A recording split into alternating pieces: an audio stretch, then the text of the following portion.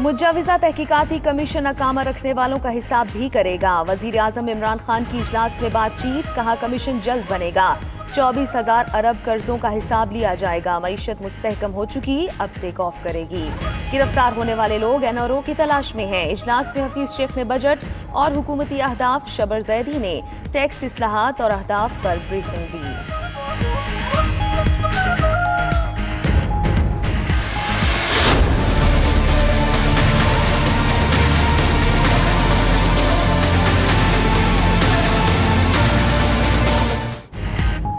हुकूमत के खिलाफ मुश्तरका स्ट्रेटजी, बिलावल और मरियम नवाज में मुलाकात आज होगी। पीपल्स पार्टी के चेयरमैन आज दोपहर 1:30 बजे जाती उमरा जाएंगे।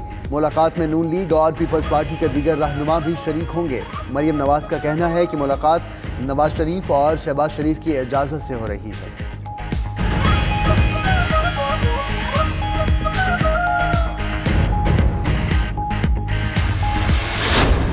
आज सुबह मरियम नवाज साहिबा ने दावत दिया है, मैं बिल्कुल इस दावत को कबूल करूंगा। जिनके खिलाफ खान ने सपोजिटली 20 साल के लिए जदोजहद की, उनके लिए एमनेस्टी स्कीम्स दिया जाता है, मगर पाकिस्तान के गरीबों के लिए कोई एमनेस्टी स्कीम नहीं। आपने मेरे पूरे खानदान को जेल भेजना है, भेज दे। पाकिस्तान पीपल्स पार्टी जमहूरियत पे अपना मौक़िफ़ नहीं बदलेगी।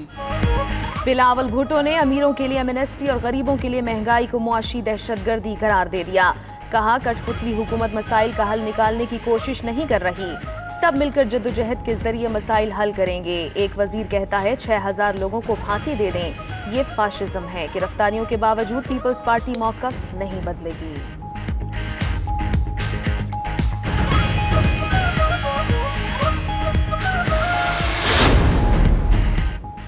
एमनेस्टी स्कीम खत्म होने से पहले लोगों के बेनामी असासे बेचकर मुल्क से फरार की कोशिशों को रोकने के लिए इक़दाम। हुकूमत ने फाइनेंस बिल के जरिए इनलैंड रेवेन्यू कमिश्नर्स को मनकूला और गैर मनकूला जायदाद 120 दिन के लिए बहक़ सरकार तहवील में रखने का इख्तियार देने का फैसला कर लिया है।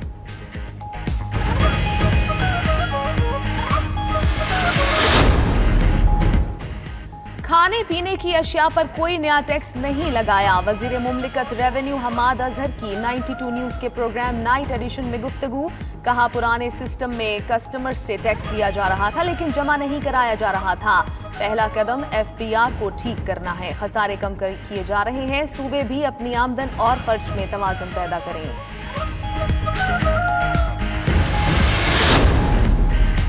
वज़ारत ख़ज़ाना का एशियाई तरक्याती बैंक के साथ $3.4 अरब कर्जे का मुआहदा। वज़ीर मनसूबा बंदी और तरक्यात खुसरो मुख्तार का कहना है कर्जे का ये मुआहदा बजट की सपोर्ट के लिए किया। पहले साल $2.1 अरब मिलेंगे। चंद दिनों में कतर के अमीर भी पाकिस्तान आएंगे। आमदन का चैलेंज होने के बावजूद तरक्याती बजट 951 अरब रुपए रखा गया।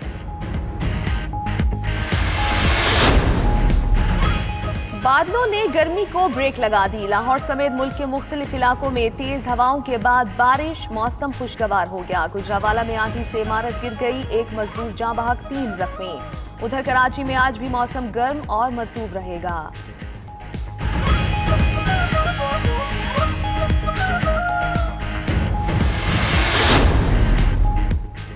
फैसलाबाद में मुबज्जरा पुलिस मुकाबला। SHO समेत 5 पुलिस एहलकारों का कातिल खतरनाक दहशतगर्द अंजाम को पहुंच गया। पुलिस सलमान रंधावा को बरामदगी के लिए ले जा रही थी कि मुलजिम के साथियों ने फायरिंग कर दी, जिससे मुलजिम मारा गया। फायरिंग करने वाले मोटरसाइकिल और असलहा छोड़कर फरार।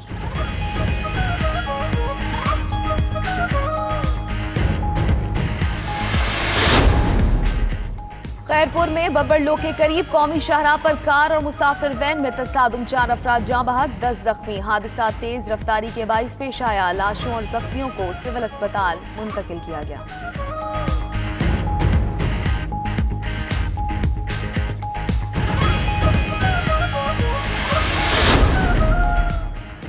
फाइनेंशियल एक्शन टास्क फोर्स का इजलास अमरीकी शहर फ्लोरिडा में पीर और मंगल को होगा। मनी लॉन्ड्रिंग और दहशतगर्दी की फाइनेंसिंग की रोकथाम के हवाले से इक़दामात का जायजा लिया जाएगा। पाकिस्तान का 4 रुकनी वफ़द सेक्रेटरी खजाना नवीद बलोच की सरबराही में फ्लोरिडा पहुंच गया है।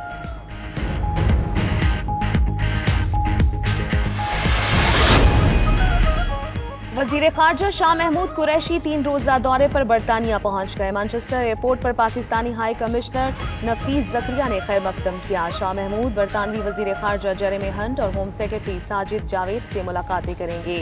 बरतानिया में मुकीम पाकिस्तानी कम्युनिटी से खिताब होगा। शाह महमूद आज क्रिकेट मैच भी देखेंगे।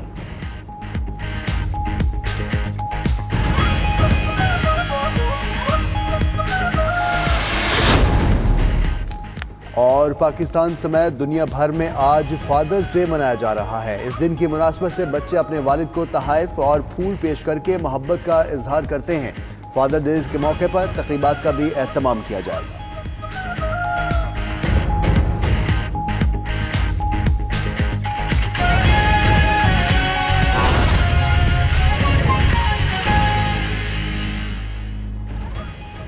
बिस्मिल्लाहिर्रहमानिर्रहीम, अस्सलाम वालेकुम। आप देख रहे हैं 92 न्यूज़ और मैं हूं मोहम्मद अहमद राना और मैं हूं राबिया सलीम। बुलेटिन का बाकायदा आगाज करेंगे और आपको बताएं कि पाकिस्तान की सियासी तारीख का एक और अनोखा वाकया स्पीकर सिंध असेंबली चैम्बर सब जेल पर आ रहा। आपको बताएं कि स्पीकर सिंध असेंबली जेल के बजाय असेंबली चैम्बर में ही कैद काटेंगे।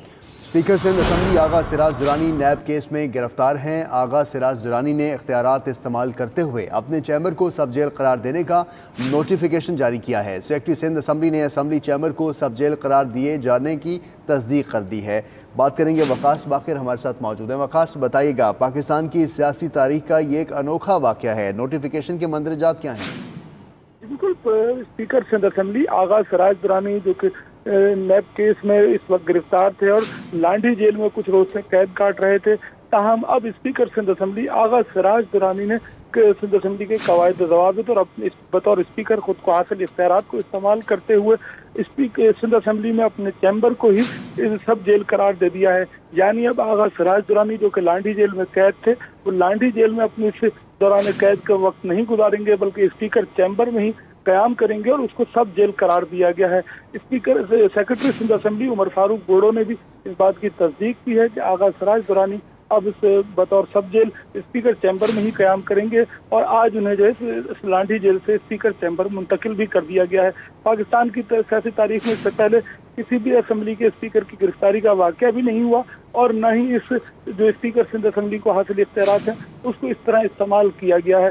माजी में देखा गया है कि जब जिस तरह के आज पाकिस्तान पीपल्स पार्टी की मरकजी रहनुमा फरहान तालपुर की रिहाइशगाह को सब जेल करार दिया गया है, किसी अस्पताल को सब जेल करार दिया जाता है अगर जो कैदी मरीज है वो तो बीमार होता है।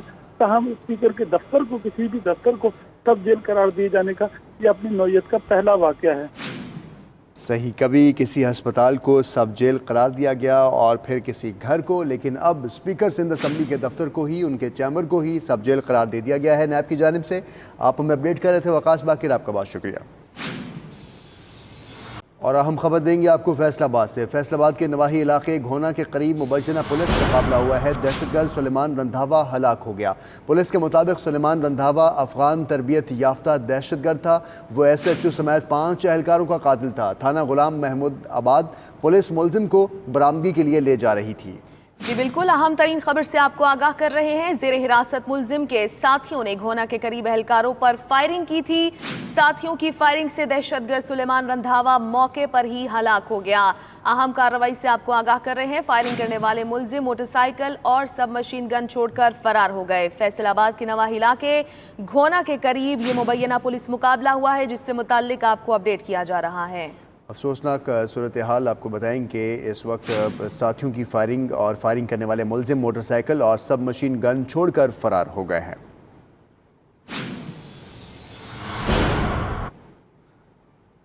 और अब आपको बताएं कि कराची में पीराबाद के इलाके कस्बा कॉलोनी की मदीना मस्जिद में डकैती की वारदात हुई है। अहम खबर आपको दे रहे हैं। वारदात की CCTV फुटेज 92 न्यूज़ ने हासिल कर ली। फुटेज में ये देखा जा सकता है कि 2 डाकू मस्जिद में दाखिल हुए और नमाजियों से लूट मार कर फरार हो गए।